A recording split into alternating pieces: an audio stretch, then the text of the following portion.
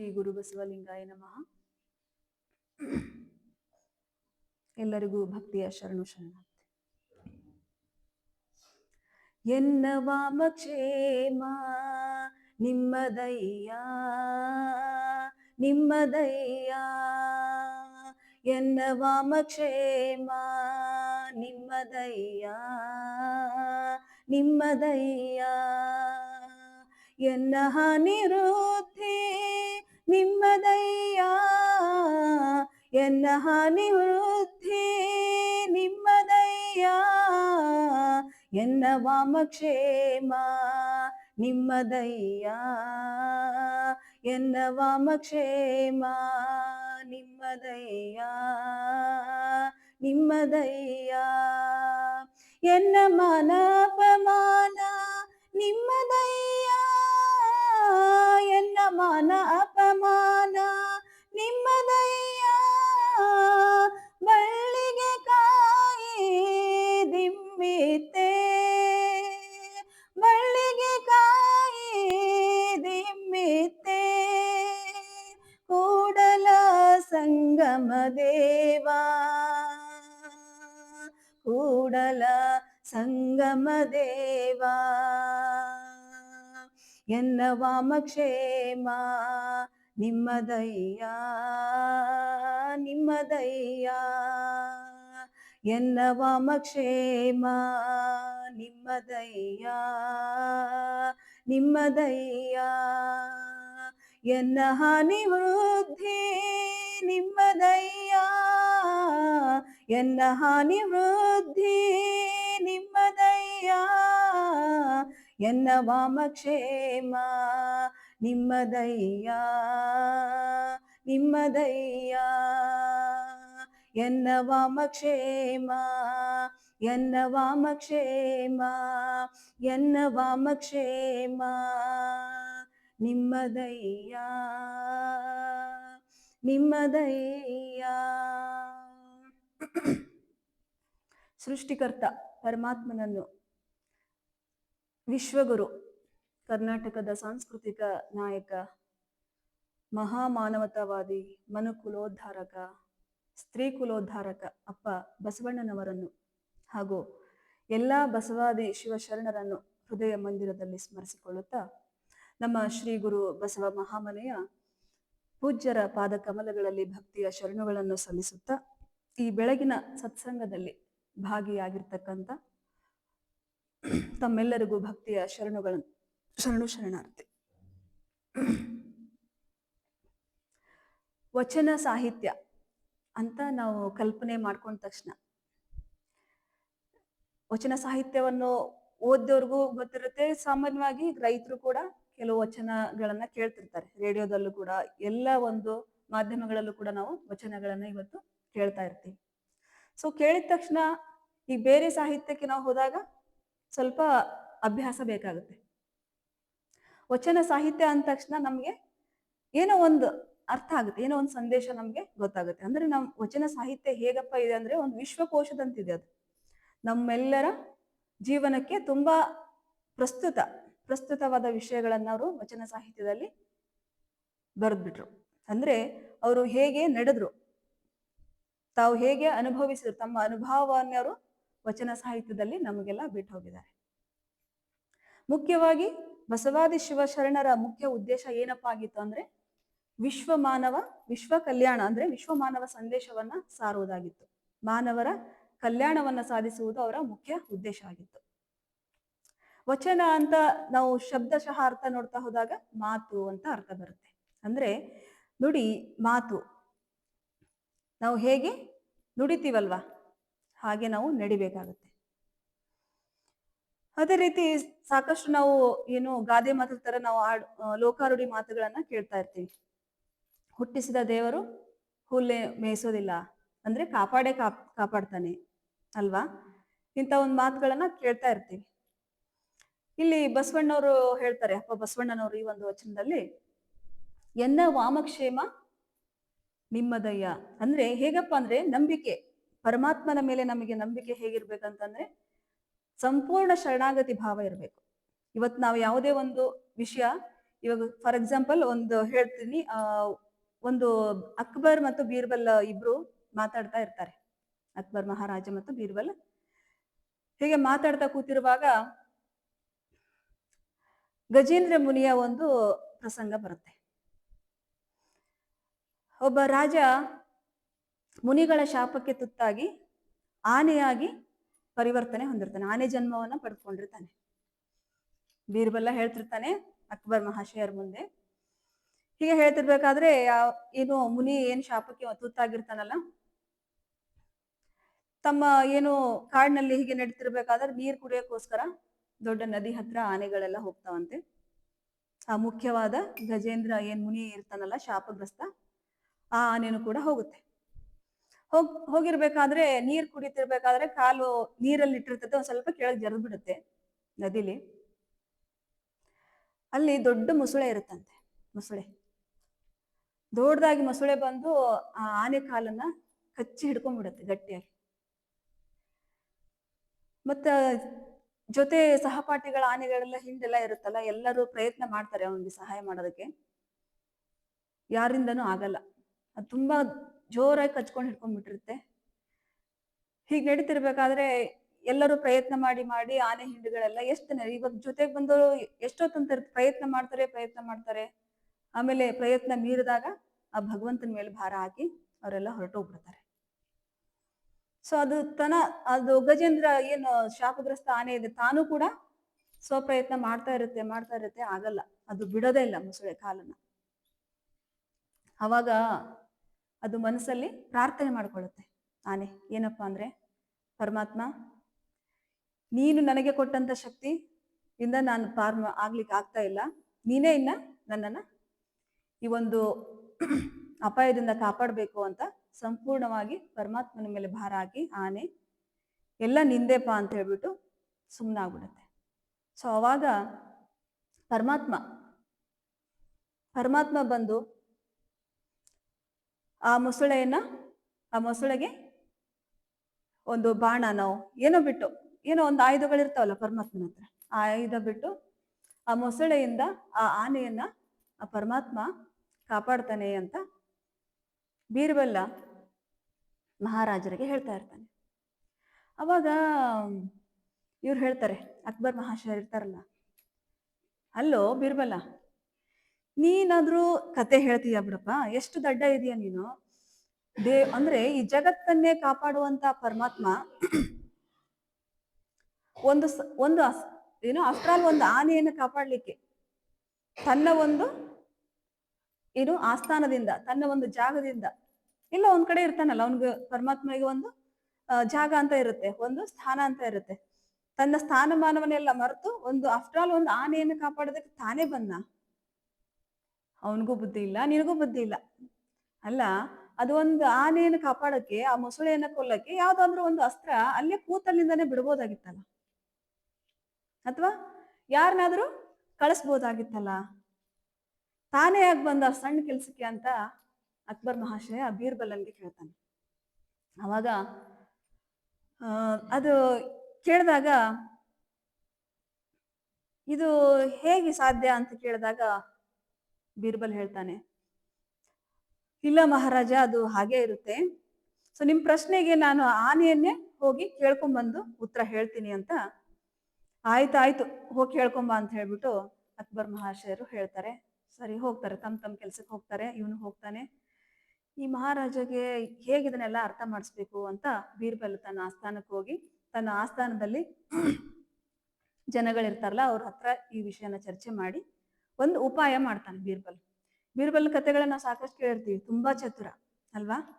So ಹೀಗೆ ಮಾಡ್ತಿರ್ಬೇಕಾದ್ರೆ ಅವನು ಏನ್ ಹೇಳ್ತಾನಂದ್ರೆ, ಒಬ್ಬ ಕೆಲಸಗಾರನ ಕರೆದು, ತಮ್ಮ ಆತ್ಮೀಯನೊಬ್ಬನ ಕರೆದ್ಬಿಟ್ಟು, ಈಗ ಅಕ್ಬರ್ ಮಹಾಶಯಂದು ಒಂದು ದಿನಚರಿ ಇರುತ್ತೆ. ಮಹಾರಾಜನಿಗೆ ಒಂದು ಮುದ್ದಾದ ಮೊಮ್ಮಗು ಇರುತ್ತೆ, 1.5-2 ವರ್ಷದ ಮಗು ಇರುತ್ತೆ. ದಿನ ಏನ್ ಪರಿಪಾಠಪ ಅಂದ್ರೆ, ಬೆಳಗ್ಗೆ ಎದ್ದು ವಾಯು ವಿಹಾರಕ್ಕಾಗಿ ಹೋಗ್ತಾ ಇರ್ತಾನೆ. ಅವರ ಮೊಮ್ಮಗನನ್ನ ಒಬ್ಬ ಕೂಲಿ ದಂಪತಿಗಳು ಆಟ ಆಡ್ಸೋದಕ್ಕೆ ಆ ಗಾರ್ಡನ್ಗೆ ಬರ್ತಾ ಇರ್ತಾರೆ. ಹಿಂಗೆ ತಮ್ಮ ಅರಮನೆಯಿಂದ ಒಂದ್ ಸ್ವಲ್ಪ ದೂರದಲ್ಲೇ ಒಂದು ಗಾರ್ಡನ್ಗೆ, ತುಂಬಾ ಒಳ್ಳೆ ಗಾರ್ಡನ್ ಇರುತ್ತೆ. ಅಲ್ಲಿಗೆ ವಾಯುವಿಹಾರಕ್ಕೆ ದಿನ ಹೋಗೋದು. ಇವರ ಮೊಮ್ಮಗನ ಅವರು ಏನಿರ್ತಾರಲ್ಲ ದಂಪತಿಗಳು ಆಡ್ಸೋದು. ಮತ್ತೆ ಮೊಮ್ಮಗನ ಜೊತೆ ಆಟ ಆಡಿ ಕಾಲ ಕಳೆಯೋದು ಒಂದು ರೂಢಿಯಾಗಿರುತ್ತೆ ಅಕ್ಬರ್ ಮಹಾರಾಜರಿಗೆ. ಹೀಗೆ ಹೋಗಿರ್ಬೇಕಾದ್ರೆ ಅವನೇನಪ್ಪ ಏನ್ ಹೇಳಿರ್ತಾನೆ ಆ ದಂಪತಿಗಳಿಗೆ ಅಂದ್ರೆ, ದಿನ ಯಥಾ ಪ್ರಕಾರ ಆಡೋಕ್ಕಿಂತ ಮೊದ್ಲಾಗಿ ಇವತ್ತು ಒಂದ್ ಸ್ವಲ್ಪ ನಾನು ಹೇಳಿದಾಗೆ ಒಂದ್ ಸ್ವಲ್ಪ ನಾಟಕ ಮಾಡ್ಬೇಕು. ಒಂದ್ ವಿಷಯ ಇದೆ, ಅದ್ರ ಹಿಂದೆ ಒಂದು ಉದ್ದೇಶ ಇದೆ, ನಾನು ಹೇಳ್ದಾಗ ಕೇಳ್ಬೇಕು ಅಂತ ದಂಪತಿಗಳಿಗೆ ಬೀರ್ಬಲ್ ಹೇಳಿರ್ತಾನೆ. ಏನಪ್ಪ ಹೇಳಿರ್ತಾನಂದ್ರೆ, ಗಾರ್ಡನ್ ಪಕ್ಕದಲ್ಲಿ ಒಂದು ದೊಡ್ಡ ಕೊಳ ಇರುತ್ತೆ. ಆಟ ಆಡಿಸ್ತಿರ್ಬೇಕಾದ್ರೆ ಮಹಾರಾಜರು ಬರ್ತಾ ಇರ್ತಾರೆ. ಮೊದ್ಲೇ ಮಗುನ್ ಕರ್ಕೊಂಡ್ ಬಂದಿರ್ತಾರೆ ಆಟ ಆಡೋದಕ್ಕೆ. ಆಟ ಆಡಿಸ್ತಾ ಆಡಿಸ್ತಾ ನೀನು ಮಗುನ್ ಎತ್ಕೊಂಡು ನಿಂತಿರು, ಮಹಾರಾಜರು ಬರೋ ಅಷ್ಟೊತ್ತಿಗೆ ಏನೋ ಒಂದು ಆಯ ತಪ್ಪಿ ಕಾಲ್ ಜಾರಿ ಬಿದ್ದ ಹಾಗೆ ನಾಟಕ ಮಾಡು ಮಗುನ್ ಎತ್ಕೊಂಡು ಆ ಕೊಳದಲ್ಲಿ. ಆಕ್ಚುಲಿ ಆ ಮಗು ಇರೋದಿಲ್ಲ. ಬೀರ್ಬಲ್ ಏನ್ ಮಾಡ್ತಾನೆ ಅಂತಂದ್ರೆ, ಒಂದು ಮೇಣದ ಗೊಂಬೆಯನ್ನ ತಯಾರು ಮಾಡಿಸ್ತಾನೆ ಆ ದಂಪತಿ ಕಡೆಯಿಂದ. ಅವ್ರ ಮೊಮ್ಮಗು ಹೇಗಿರುತ್ತಲ್ಲ ಅದೇ ಒಂದು ಆಕಾರದಲ್ಲಿ ಆ ಬೊಂಬೆಯನ್ನ ತಯಾರು ಮಾಡಿ, ಆ ಬೊಂಬೆ ಏನ್ ಮಗುಗೆ ಬಟ್ಟೆ ಹಾಕಿರ್ತಲ್ಲ ಅದೇ ರೀತಿ ಬಟ್ಟೆಯನ್ನು ಕೂಡ ಆ ಮೇಣದ ಬೊಂಬೆಗೂ ಹಾಕ್ಸಿ, ಈ ಬೊಂಬೆ ಹಿಡ್ಕೊಂಡು ನೀನು ನಿಂತಿರು, ಆ ಕಡೆಯಿಂದ ಮಹಾರಾಜರು ಬರ್ತಿರ್ತಾರೆ. ಆ ಮಗುನ ಅವ್ರ ಹೆಂಡತಿ ಎತ್ಕೊಂಡಿರ್ತಾಳೆ. ಏನ್ ದಂಪತಿಗಳು ಆಟ ಆಡಕ್ ಬಂದಿರ್ತಾರ, ಆಟ ಆಡ್ಸೋದಕ್ ಬಂದಿರ್ತಾರಲ್ವಾ, ಆ ಹೆಂಡತಿ ಎತ್ಕೊಂಡು ಸೈಡಿಗೆ ನಿಂತಿರ್ತಾಳೆ. ಮೊದ್ಲು ಆ ಮಗುನ ಎತ್ಕೊಂಡು ಆಟ ಆಡಿಸ್ತಾ ಇರೋ ನೋಡ್ಕೊಂಡು ಕಣ್ ತಪ್ಪಿಸಿ ಆ ಮೇಣದ ಗೊಂಬೆನ ಆ ಕೆಲಸಗಾರ್ತಿ ಅವನ ಗಂಡನ ಕೈಯಲ್ಲಿ ಕೊಡ್ತಾಳೆ. ಇಷ್ಟ ಹೇಳಿರ್ತಾನೆ ಬೀರ್ಬಲ್. ಮಹಾರಾಜರು ಬರೋ ಅಷ್ಟೊತ್ತಿಗೆ ನೀನ್ ಕಾಲು ಜಾರಿ ಆ ಬೊಂಬೆನ ಎತ್ಕೊಂಡು ಕೊಳದಲ್ಲಿ ಬಿದ್ದ್ಬಿಡ್ಬೇಕು ಅಂತ ಹೇಳ್ತಾನೆ. ಆಯ್ತು ಅಂತೇಳಿ ಎಲ್ಲ ಪ್ಲಾನ್ ಮಾಡ್ಕೊಂಡು ಬರ್ತಾರೆ. ಯಥಾ ಪ್ರಕಾರ ಬೆಳಗಿನ ವಾಯುವಿಹಾರಕ್ಕ ಮಗುನ್ ಕರ್ಕೊಂಡ್ ಬರ್ತಾರೆ, ಆಟ ಆಡಿಸ್ತಿರ್ತಾರೆ. ಸ್ವಲ್ಪ ಹೊತ್ತು ಬಿಟ್ಟು ಮಹಾರಾಜರು ಬರ್ತಾ ಇರ್ತಾರೆ, ಅದು ವಾಡಿಕೆ. ಮಹಾರಾಜರು ಬರ್ತಾ ಇರ್ತಾರೆ. ಬರೋ ಅಷ್ಟೊತ್ತು ಅವ್ರು ನೋಡೋತ್ಲೇನೆ ಅವ್ರು ನೋಡೋ ಹಾಗೇನೆ ಆ ಮೇಣದ ಬೊಂಬೆಯನ್ನ ತಗೊಂಡು ಆ ಯಪ್ಪ ಏನು ಆಟ ಆಡಿಸ್ತಾರೋ ಅಂತ ಮನುಷ್ಯ ಕೊಳದಲ್ಲಿ ಬೇಕು ಅಂತಲೇ ಕೊಳದಲ್ಲಿ ಬೀಳ್ತಾನೆ. ಅದು ಮಹಾರಾಜರಿಗೆ ಕಣ್ಣಿಗೆ ಬಿದ್ದ್ಬಿಡುತ್ತೆ.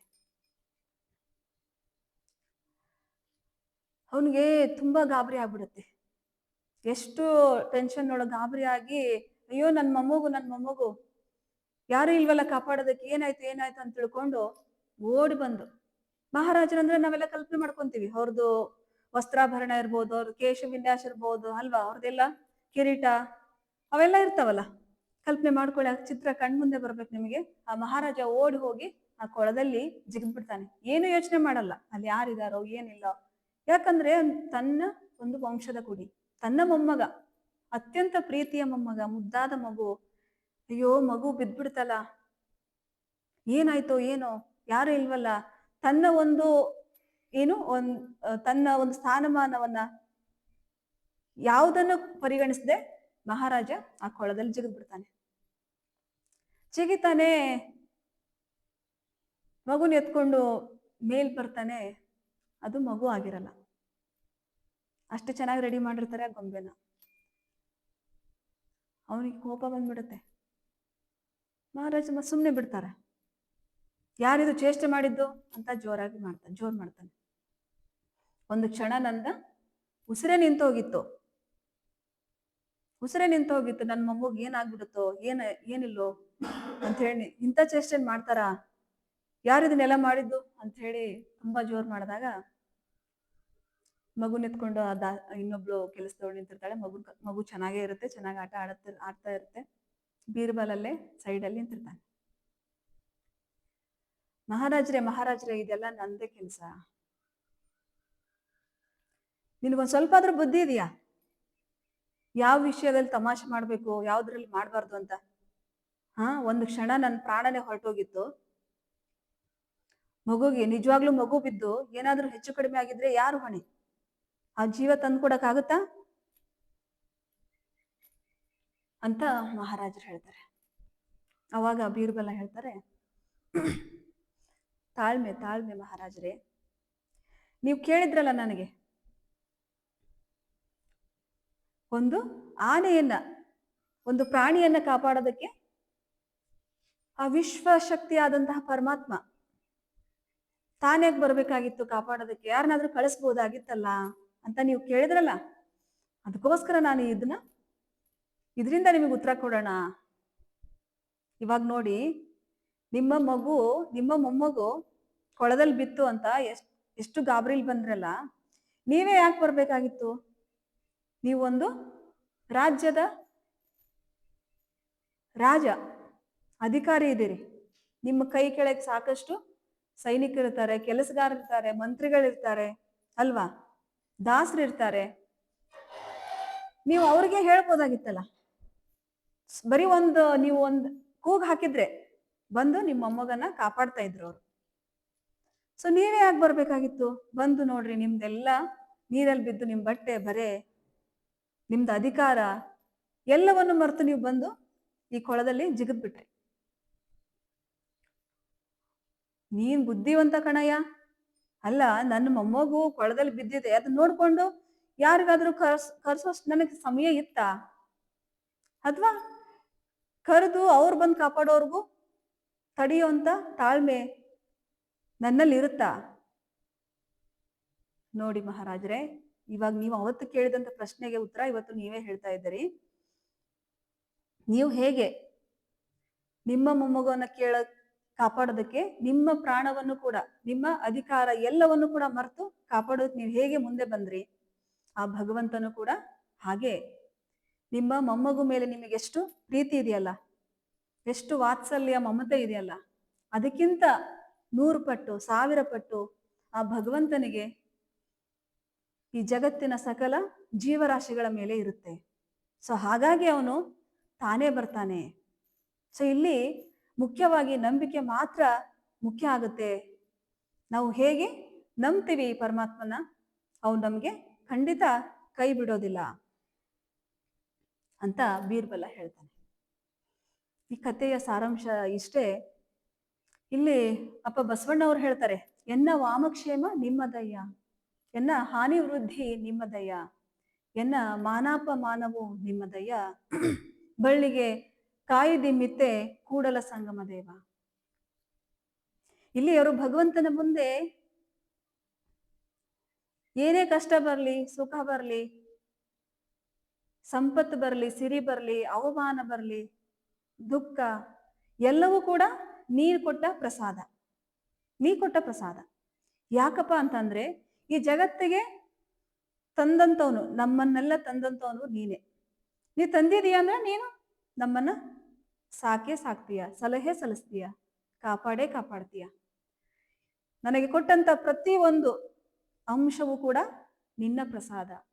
ಸೊ ಹಾಗಾಗಿ ಭಗವಂತನ ಮುಂದೆ ಅವ್ರು ನಿವೇದನೆ ಮಾಡ್ಕೊಂತಾರೆ, ಎಲ್ಲ ದುಃಖ ದುಮ್ಮಾನಗಳು ನಿನವೇ, ನೀನೇನ್ ಕೊಡ್ತೀಯಪ್ಪ ಕೊಡು, ನಾನ್ ಮಾತ್ರ ನಿನ್ನ ಸ್ಮರಣೆ ಮಾಡೋದನ್ನ ಬಿಡೋದಿಲ್ಲ. ನಿನ್ನ ಸ್ಮರಣೆಯೇ ಹೇಳ್ತಾರೆ, ವಚನಗಳು ನಮ್ಮ ಜೀವನದ ನಾಮಸ್ಮರಣೆ ಆಗ್ಬೇಕು. ಅಂದ್ರೆ ಬಸವ ಅನ್ನುವ ಒಂದು ಶಬ್ದ ಮಂತ್ರ ಸ್ಮರಣೆ ಆಗ್ಬೇಕು. ವಚನಗಳು ನಮಗೆ ನಮ್ಮ ಜೀವನದ ಆಶಾಕಿರಣಗಳು. ಹಾಗಾಗಿ ಕೊಟ್ಟಂತಹ ಏನು ಬಸವಾದಿ ಶಿವಶರಣರು ಬಿಟ್ಟಂತಹ ವಚನ ಸಾಹಿತ್ಯವನ್ನ ಅಭ್ಯಾಸ ಮಾಡ್ತಾ ನಾವು ನೀವೆಲ್ಲರೂ ಹೋಗೋಣ. ಸೊ ಅದೇ ರೀತಿ ನೀವು ಎಲ್ಲರೂ ಏನಿಲ್ಲಿ ಚಿಕಿತ್ಸೆಗೆ ಬಂದಿದ್ದೀರಿ, ನಂಬಿಕೆ ಅನ್ನೋದು ತುಂಬಾ ಮುಖ್ಯ. ಈ ಜಗತ್ತಲ್ಲಿ ನಂಬಿಕೆ ಅನ್ನೋ ಒಂದು ವಿಷಯದ ಮೇಲೆ ಇವತ್ತು ಜಗತ್ತು ನಿಂತಿರೋದು ಅಲ್ವಾ.